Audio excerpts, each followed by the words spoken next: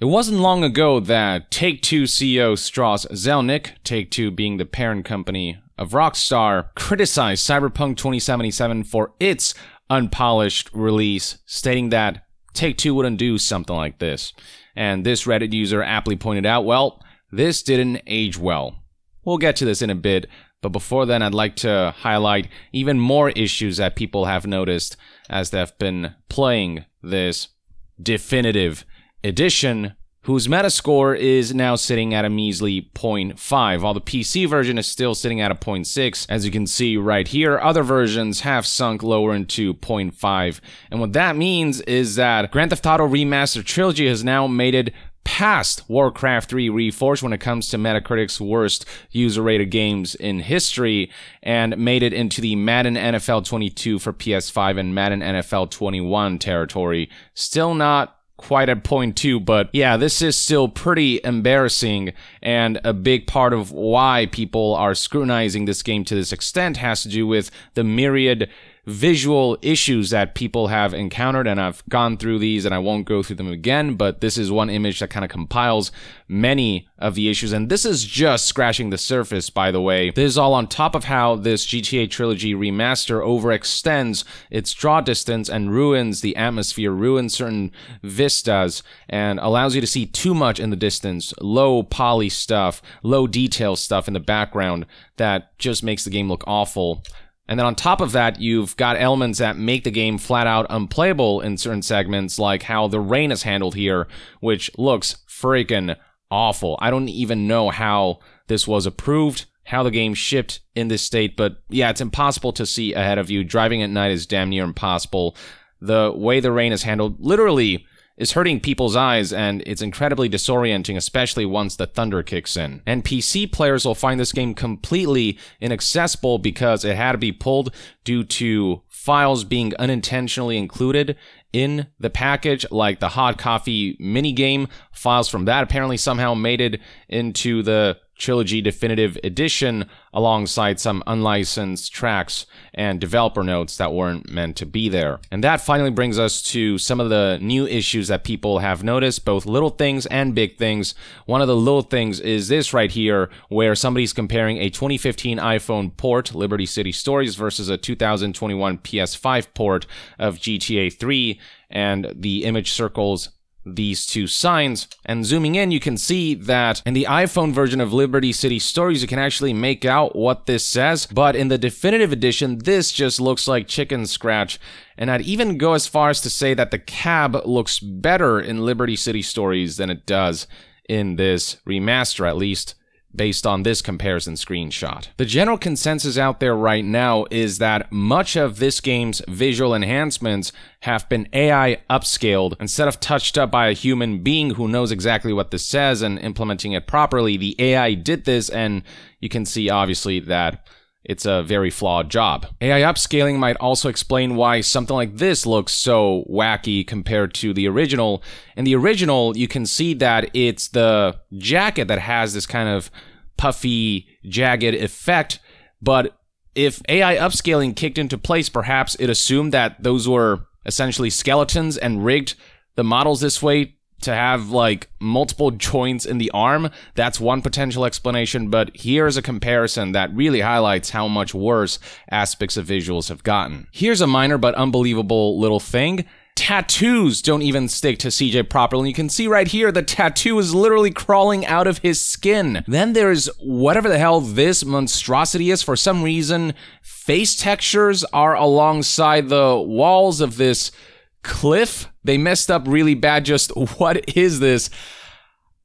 This is unfathomable. I don't even know how something like this happens. Here we have footage of somebody not only spotlighting Pinhead, turns out there's more to it than that, with this guy right here also having an incredibly messed up skeleton and animation and model. Next up, we got this bizarre occurrence. For some reason, this user found himself in a miniaturized state, which I guess is kind of funny, but given how disruptive that is to gameplay, yeah, I can imagine why this Reddit user is out of words. Then there's this terrifying bug.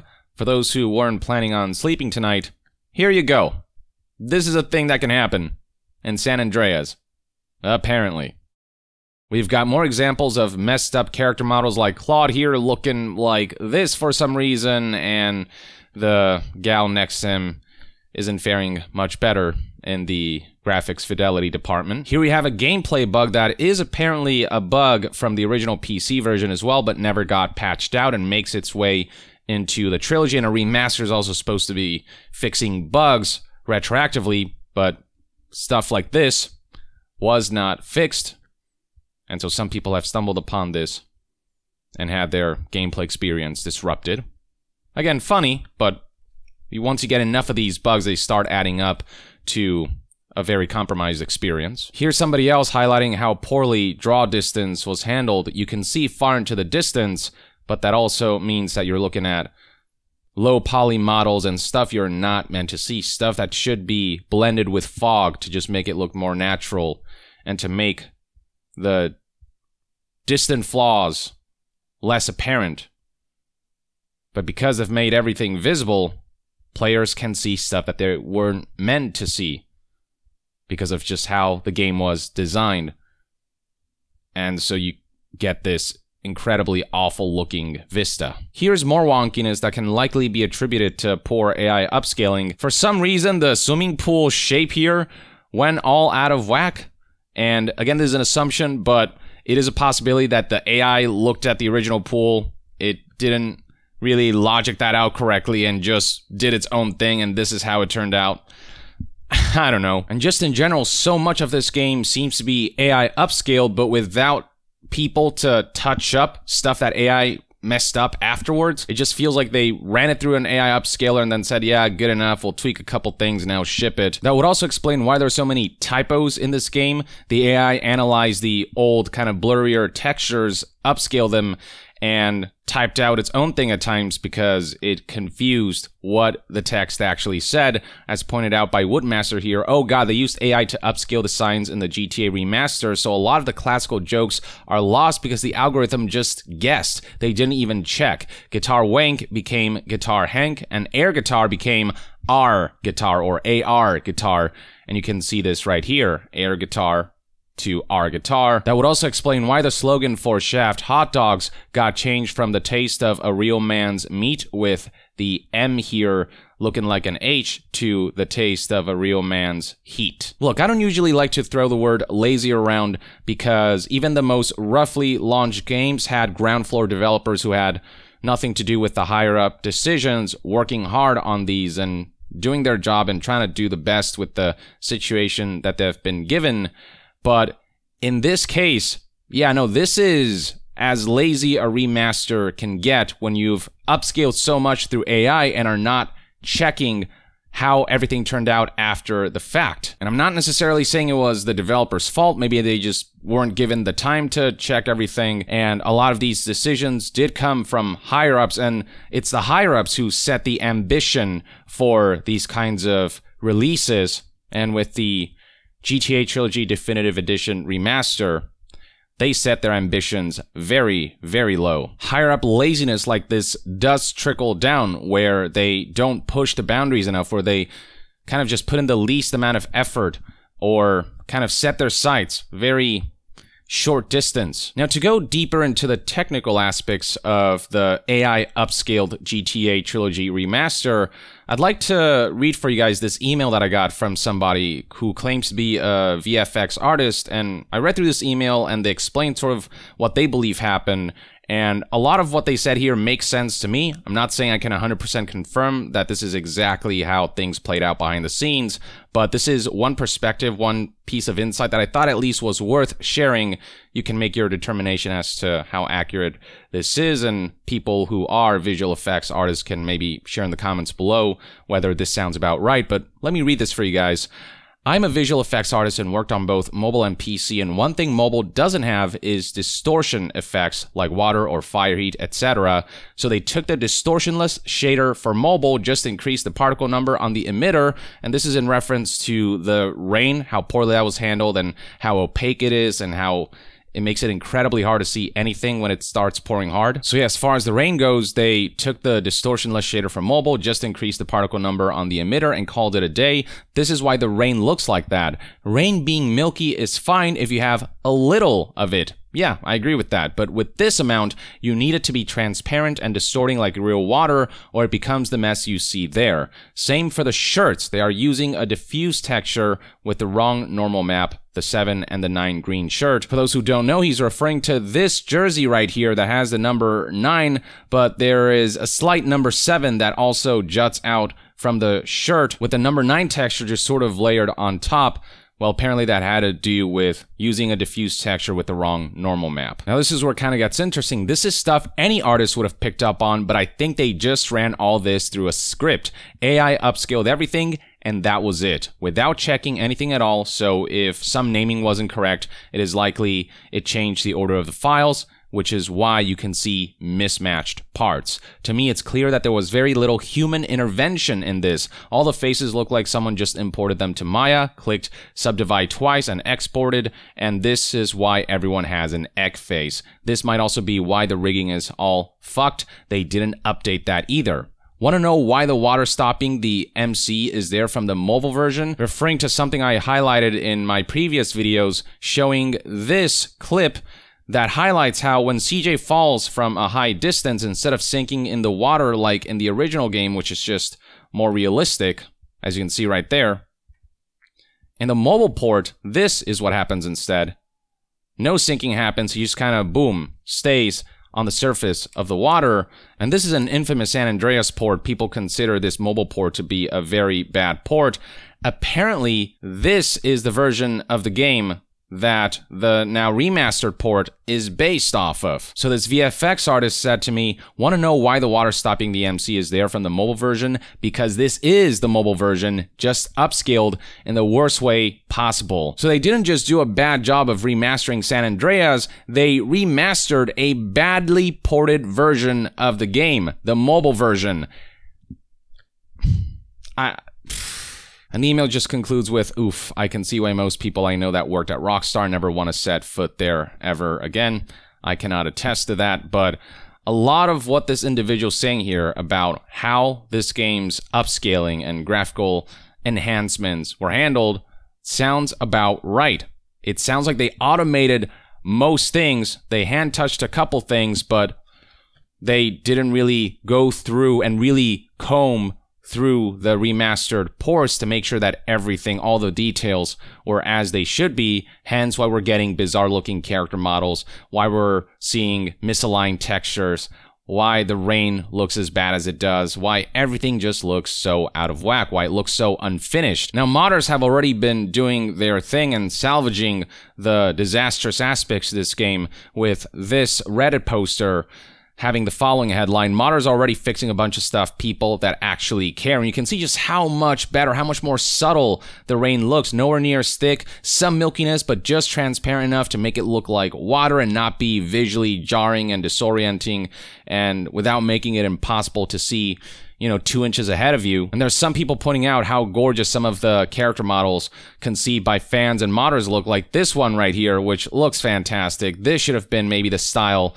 that the remaster should have gone for with this level of fidelity, but we got whatever the hell this is instead. And all the while, Take-Two and Rockstar have taken down tons of overhaul mods and continue to take down mods even today, despite the backlash that they're facing. It's confirmed, guys, according to this Reddit poster, Take-Two is taking down GTA 4 mods now, just like they did before releasing the Trilogy remastered version. Some people are wondering if they have a remaster for GTA 4 in the works and how badly they're gonna botch that up after the utter disaster that is the Trilogy Definitive Edition. And you can see the article right here, and as I scroll down, you can see some of the mods that have been DMCA, GTA Advanced PC Port Beta 2, and some GTA 4 stuff. How utterly insulting is this when modders are already fixing the Trilogy remaster with all of its visual quirks, alongside the fact that they kept those older GTA games alive with these compelling mods, both in terms of visual upgrades and gameplay enhancements, and Rockstar is still going out of their way to continue insulting the modding community that can do better than Rockstar with remastering older GTA games and overhauling graphics. Even with all that, how insulting is it that Take-Two and Rockstar would show the audacity of continuing to take down mods. It is no wonder that we're seeing posts like this gain traction. I'll stick to this version for now, PS2 version on a CRT TV. Honestly, might as well. It's the far more consistent version of this game. There's just absolutely nothing definitive about the so-called definitive edition of the GTA Trilogy. And that finally brings us to some of the statements that Take-Two CEO Strauss Zelnick has put out there that people are now bringing up for how poorly they've aged and for their hypocrisy, like GameSpot highlighting one of the quotes taken from the CEO, Take-Two boss on remasters, "We don't just port titles over." Strauss Zelnick believes there's a reason why remasters from his company may perform better than the competition. I mean, I guess there's some truth to this. They don't just port titles over, they also ruin them along the way. Here's Video Games Chronicles coverage of it. Rockstar owner discusses remaster strategy, says it's not interested in simple ports. Take-Two says Rockstar can't deliver a great experience by just doing a simple port. This is an article from back in March 3rd, 2021, by the way, and scrolling down, we can see some direct quotes from Strauss Zelnick. "Remastering has always been a part of the strategy we've done differently than the competition. We don't just port titles over. We actually take the time to do the very best job we can making the title different for the new release, for the new technology that we're launching it on." Wow, talk about aging like milk. The only thing that seems apparent is that nowhere near enough time was taken with refining this game with automated processes that ruined aspects of the game with nobody to comb through all of that and iron that stuff out. My ass, you and your claims that you're all about quality and only releasing games when they're ready. The statement continues, "So we improve the technology, we upgrade the visuals, and we make performance enhancements," talking about a remaster that runs so poorly on Switch that many consider it unplayable, and it also doesn't run as smoothly as it should on next-gen consoles or current-gen consoles like PS5 and Xbox Series X. And I don't think I have to go into how laughable it is that he would say that they improve the technology and upgrade the visuals when the GTA Trilogy remaster came out the way it did. The statement finally concludes with, "We'll see how Grand Theft Auto does in the next generation," in this case specifically referring to GTA 5. "Obviously, I'm confident that Rockstar is going to deliver just a great experience, but you can't do that if you're just doing a simple port," says the company that recently released a next-gen trailer for Grand Theft Auto 5 that had glitched out graphics, lacking reflections, and other elements that showed they didn't really put much effort into the next-gen port. Which finally brings us to this article that I hinted at the beginning of this video. We're kind of circling back around with a headline reading, "Cyberpunk 2077's unpolished release criticized by Take-Two owner." This was back in February 2021. The initial coverage was done by Game Pressure, and they have the full direct quote right here. And this is just poetic. "I think the case that you're alluding to reflects the fact that you're always better served to wait for perfection if you can create perfection," referring to Cyberpunk 2077. "And all of our labels are seeking perfection," Strauss Zelnick claims, "and we don't always succeed. Sometimes we fall short, but that's the goal." GTA Trilogy doesn't feel like it just fell short. It feels like they didn't even really try to push the boundaries of what remasters can accomplish. The statement continues, "So yes, right, it's great that Rockstar Games continues to put out add-on content and additional content for Grand Theft Auto Online and Red Dead Online. No mention of the single players, note. But they've put out material that they really believe in, that they're passionate about, and that is of the highest possible quality. And that means we're not a weekly cadence, and we're not going to be in that means we don't necessarily know the exact release date. But what we do know is that we will wait for it to be as close to perfect as anything can be." All right, what age is worse than milk? Because